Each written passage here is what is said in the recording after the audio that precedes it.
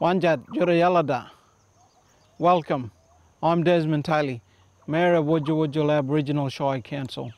All right, from Port Douglas right up to Black Mountain and Annan River, you're in eastern Gugu Yalanji country and also Gugu Nyungal. So as you come north from Port Douglas onto the Daintree River, you're greeted by the World Heritage Wet Tropics area. Then you go through the rainforest up to Cow Bay, Cape Tribulation, then on to the Bloomfield Valley where Wujal Wujal is situated. It's 3 hours north of Cairns if you come up on the coast road, and 1 hour south of Cooktown. The inland road from Cairns up to Cooktown and back down to Wujal, it's over 4.5 hours to get here.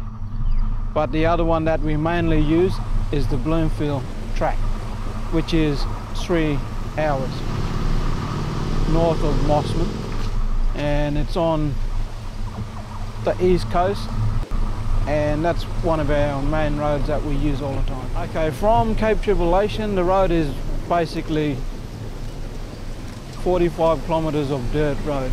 It's in hilly terrain country.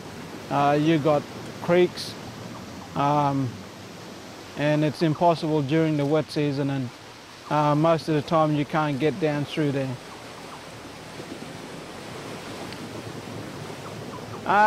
Between here and Cape Tribulation, there are numerous creek crossings, but the one that basically get everyone stuck is the Imogen Creek. If you're heading south during wet season, that's one of many creeks that'll stop you on your tracks. If you get stopped there during the wet season, you have to turn around and come back, and it takes you about a little over 4.5 hours to get to Cairns. And that's one of many challenges that we face because of creeks that aren't, they haven't got bridges or culverts, stuff like that. So that's the main track that we use during the year. And more challenges is during the wet season. We're in the World Heritage Wet Tropics area, and it's renowned for heavy rainfall. When it rains, you can get up to 1 metre of water at times, and it makes it impossible driving in and out of the Bloomfield track. We have numerous creek crossings, and it makes it very isolated when you're stuck between two creeks. So this is where people run the risk of trying to get across, and they've got families, they got food supplies, whatever. But at the end of the day, people are risking their lives trying to cross these creek crossings. And this is where we need the road to be upgraded and sealed. So that's important that we have proper bridges. We have certain parts of the sections of the road sealed so it makes it safe for people to traverse in and out of this area. To do that, they need to import gravel within the region. And they need to bring in material, which creates problems in terms of runoff into the fringing reef.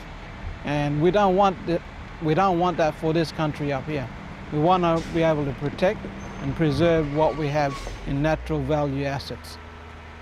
So we've extrapolated those figures and tonnages that we use to build our own road, and on average, Douglas Shire will be putting 60,000 tonnes of gravel onto that last 28k each year.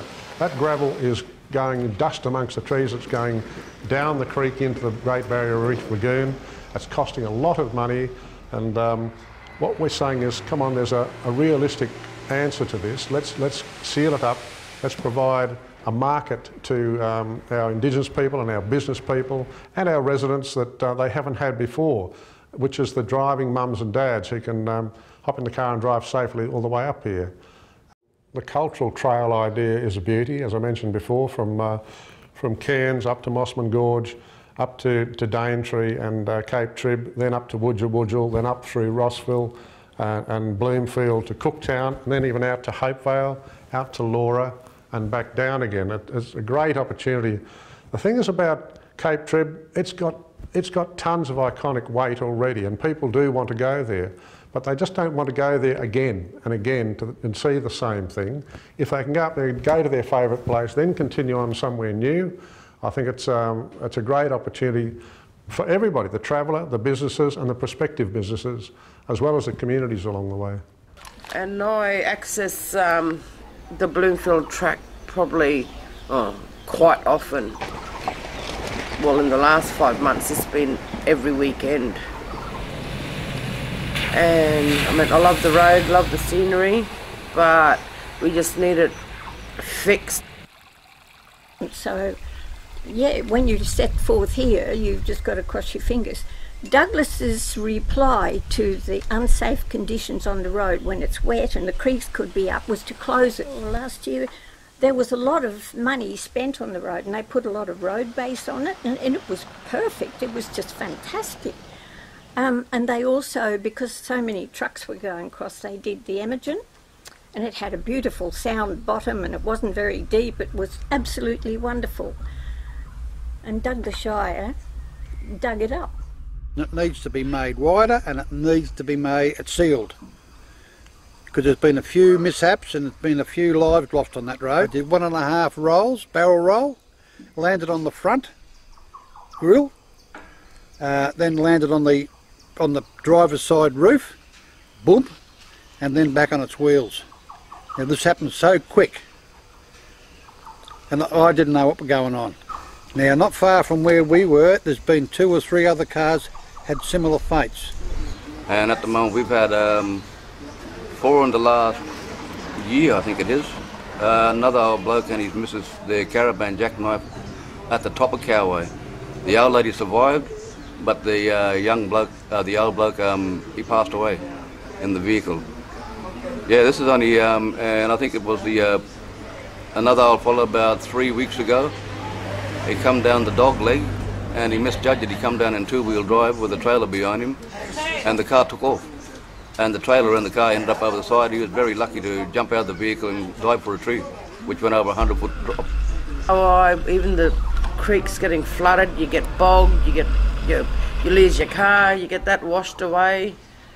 Oh, something's got to be done about it, and I don't know what it's going to be.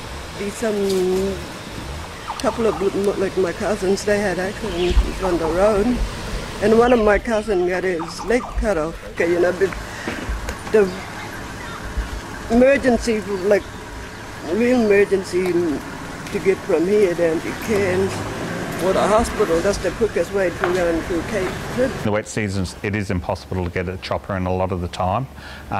With that, we usually work with QAS in Cooktown to come down and get the patients, or we transport the patients through a retrieval vehicle up to Cooktown.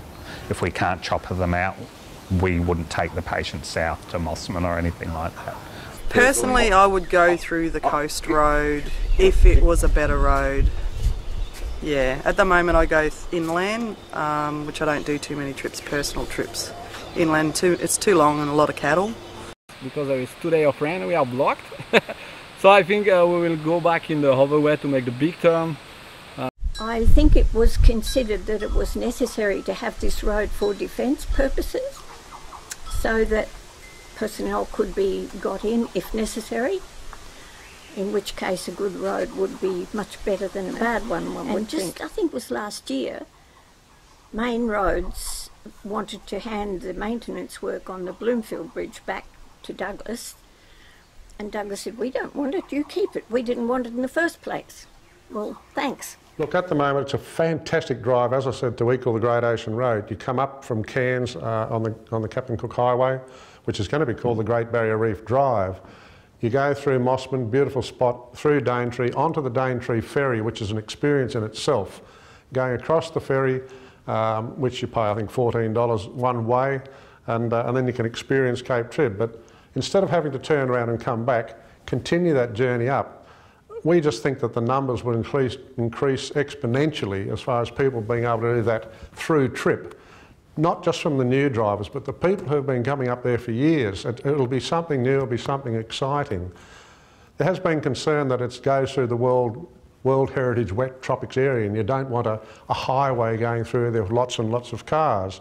That Daintree ferry is actually a fuse point for us. It limits the number of people who can come over at any one time. So it does take a while, and there will be queues, but to me it is just a good little moderator, and we'll have speed limits on there.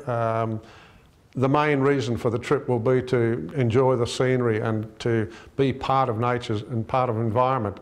We're all going to be winners if we can just get involved and work together. Enough is enough.